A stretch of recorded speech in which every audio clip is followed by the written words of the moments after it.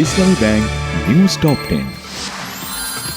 জাতীয় কবি কাজী নজরুল ইসলামের মৃত্যুবার্ষিকী আজ শ্রদ্ধা নিবেদন সহ নানা আয়োজনে পালন করা হচ্ছে।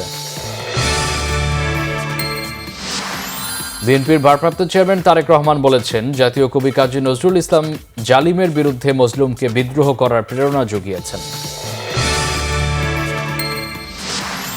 ডাকসু নির্বাচনের প্রচারণা শুরু। ভিপি পদে ৪৫ সহ চূড়ান্ত প্রার্থী ৪৭১ জন। বুথ কম থাকায় ভোট কম পড়ার শঙ্কা প্রার্থীদের।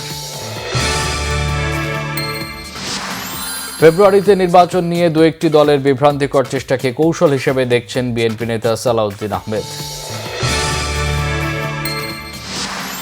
ফেব্রুয়ারিতে নির্বাচনে কোনো আপত্তি নেই এনসিপির, তবে তার আগে সংস্কার ও বিচারের সুনির্দিষ্ট রূপরেখা দিতে হবে জানিয়েছেন এনসিপির মুখ্য সংগঠক হাসনাত আব্দুল্লাহ।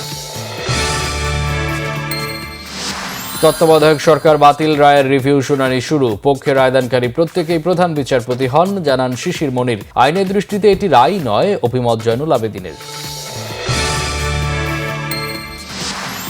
৩ দফা দাবি আদায়ে আজ সকাল 10টায় শাহবাগের লং মার্চ টু ঢাকা কর্মসূচি ঘোষণা বুয়েট সহ একাধিক বেসরকারি প্রকৌশল বিশ্ববিদ্যালয়ের শিক্ষার্থীদের।